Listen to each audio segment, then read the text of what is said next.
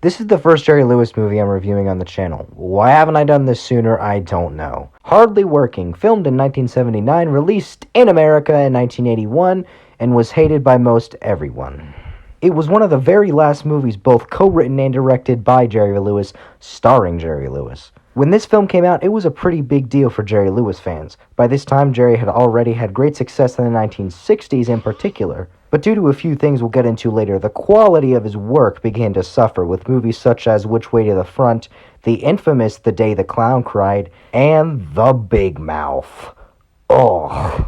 It was 1979 and Jerry Lewis was looking for a script to get back into the limelight, and came across a script for Hardly Working.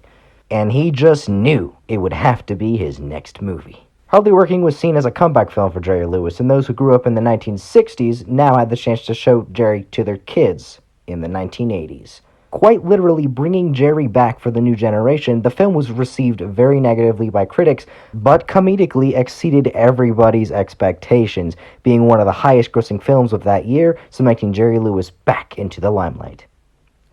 Now with all of that walupu out of the way, let's take a look at the film we've been hyping up for about a minute, Hardly Working. The plot is simple. Bo, a circus clown in his 60s, gets heartbreaking news when he loses his job at the circus, forcing him to try and find a new job. Now, this normally wouldn't be an issue if it weren't for the fact that Bo has a tendency to be a clown both in and around the ring. What made him such a great clown in the first place is what makes him such a bad 9-to-5 job worker. He consistently knocks things over, makes people mad, and just cannot seem to not clown around, proving that there's no place quite for him like the circus. This on top of him being homeless and staying at his sister's house with a family member who hates his guts, and his secret girlfriend being the daughter of his very own big baddie boss, makes the film more fun than a day off. Now, I'll admit, I may be a little biased here because I am a huge Jerry Lewis fan, but I love this movie. It's a movie that doesn't get talked about a whole lot due to its negative reception by critics, but for as flawed as it is, honestly, it's very much enjoyable and yes, very funny. I honestly prefer this Jerry Lewis, who feels like a normal person and a bit too goofy, to this Jerry Lewis, a 6-year-old boy. In my opinion, Jerry Lewis's timing has never been better, making this feel like a 3-dimensional character, which is a first for Jerry Lewis. The score by Morton Stevens is also amazing. Jerry Lewis actually liked Morton Stevens' score so much that he ended up hiring him for his final feature, Cracking Up, which would be his next feature. Here it has this sort of faint, whimsical comic vibe going on that complements the comedy while not taking over the action.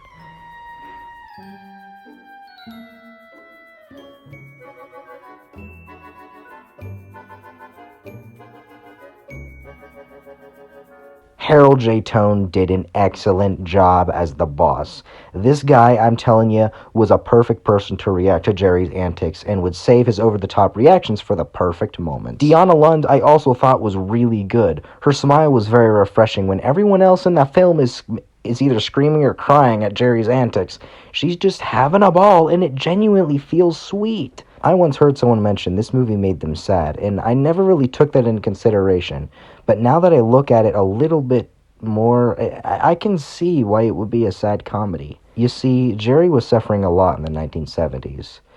His streak of bad movies was one thing, but he had an injury in 1965 that chipped part of his spine, putting him on painkillers. However, he got addicted to them, and his life started to spiral out of control. It wasn't until 1970 died, the very end of this horrible decade for him, when the script for Hardly Working was presented to him.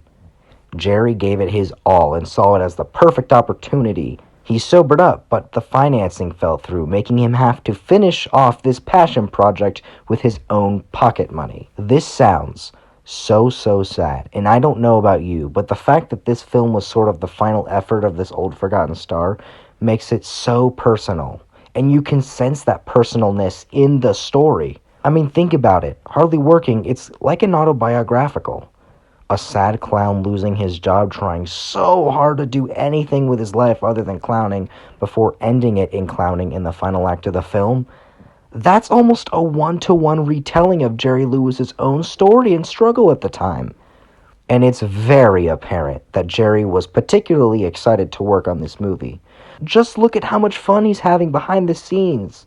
messing with people, smiling. This is the work of a man just happy to have one more chance at comedy movie making.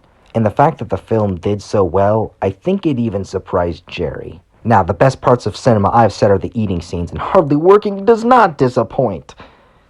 Glazed chocolate, what they call that. Just in time, because I didn't have breakfast.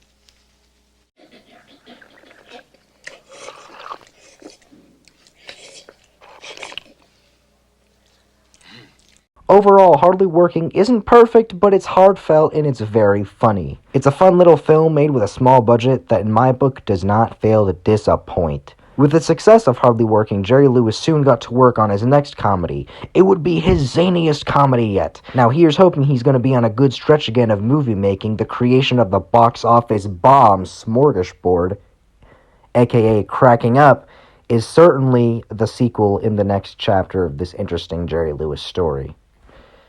That's all I have to say about Hardly Working. If you want to see me review Cracking Up, his next film, ask me. Okay? Yo guys, one more thing I forgot to mention. Now that I've actually gotten off my lazy butt and started working a 9-to-5 job, I've had, this movie has been so much funnier than it was before. Because, I know now what people go through at these crappy jobs, and it makes it so much funnier.